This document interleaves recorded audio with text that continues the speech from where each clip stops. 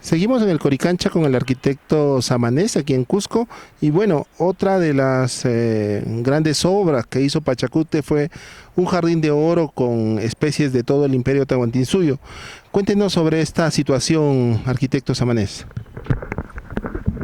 Bien, la descripción de los cronistas y quienes han historiado esos periodos, los que llegaron a ver el Coricancha en su época de esplendor, digamos, luego de la conquista, narran la existencia de estas plataformas escalonadas, estos andenes cerca la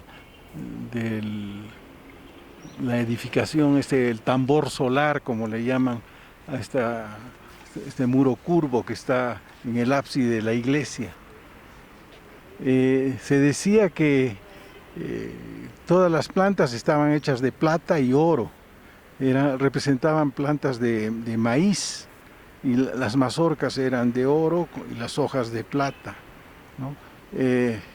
Eso resulta verosímil porque en museos de Berlín y de Estados Unidos existen estas piezas museográficas llevadas en algún momento del Perú.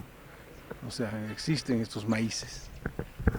También se habla de niños de oro, venados y diversas especies vegetales, como dice usted, ¿no? Esto habría sido destruido justo al inicio de la conquista del Perú por los españoles. Sí, pues la ambición por el metal que tenía tanto valor para ellos hizo que muchas piezas sean fundidas, ¿no? La propia representación del sol, que era como un niño, el punchao, era en realidad la concepción que se tenía del sol. Esa estatua es muy probable que fuese fundida para convertirla en lingotes, ¿no? Que es lo que les interesaba tener y guardar. Aprovechando, arquitecto, que estamos acá en la parte externa, a ver si nos describe el Coricancha tal cual se puede observar ahora en el siglo XXI. Claro, aquí en esto hay que recordar la memoria de uno de los alcaldes de Cusco, el, el doctor Daniel Estrada, que consiguió liberar esta zona. Había casas ya construidas en el ámbito del Coricancha.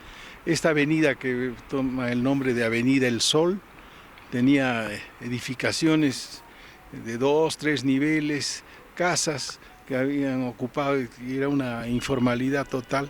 Todo eso fue retirado y ha permitido que paulatinamente esto se pueda restaurar y consolidar, ¿no? Restituir los andenes.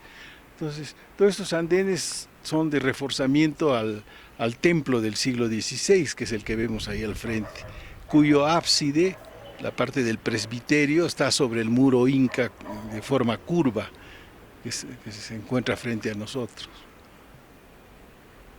En esta zona aquí a la derecha, por ejemplo, vemos lo que era la herrería del convento. Como estos sacerdotes tenían misiones en lugares de los Andes y amazónicos, de los Andes y de la Amazonía, probablemente fabricaban sus herramientas, y estos ambientes que vemos ahí con este muro inca en el interior está quemado porque ahí estaban las fraguas para fabricar las herramientas. Incluso se ve acá que está oscuro, ¿no? Como usted dice, ha habido un uso de fuego. Pero más en el interior, ¿no? Lo que vemos es la cara exterior, pero también se ha afectado por el intemperismo. Arquitecto Samanez, usted en los años 70 hizo una intervención con la UNESCO. Cuéntenos, por favor, para las cámaras de Perú Natural, cuál fue su labor en ese momento. En los años 70 se materializó un proyecto anhelado por mucho tiempo, que comenzó inclusive con un pedido de la Cámara de Diputados para tener asistencia internacional, tanto del Programa de Naciones Unidas para el Desarrollo y del Banco Interamericano de Desarrollo, el BID, que finalmente se materializó y empezó en el año 1972. este proyecto que tenía una sigla, el PER 71539, permitió que se hiciesen trabajos de restauración y puesta en valor de monumentos en el eje de Machu Picchu, Cusco, hasta Desaguadero y Lago Titicaca, ¿no? Una serie de monumentos durante casi 4 años, y después se continuó con un plan que se creó específicamente para esto, el Plan Copesco, ¿no?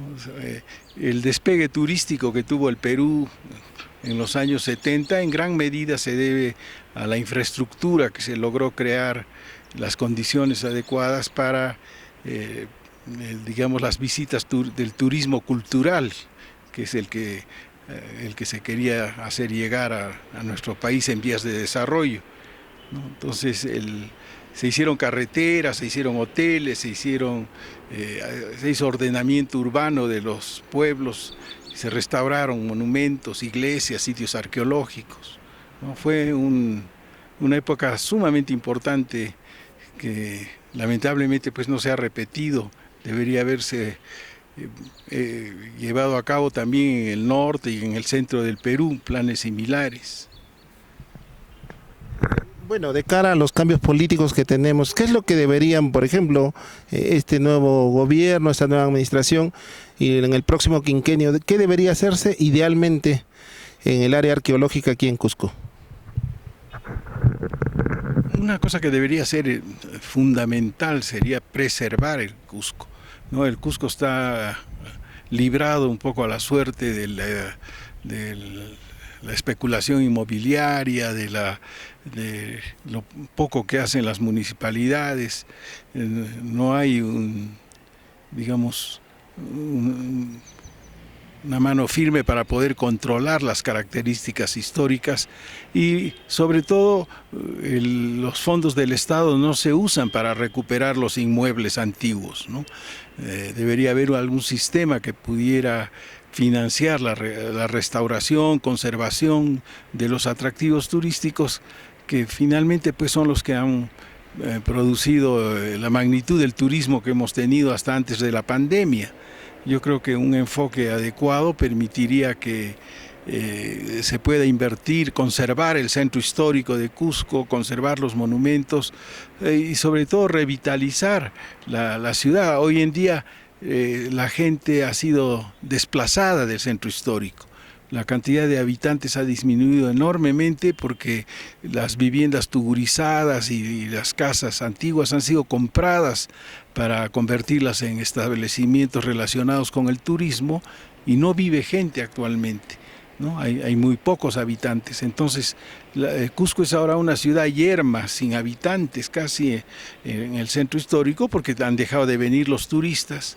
Si usted recorre al atardecer, la ciudad está vacía.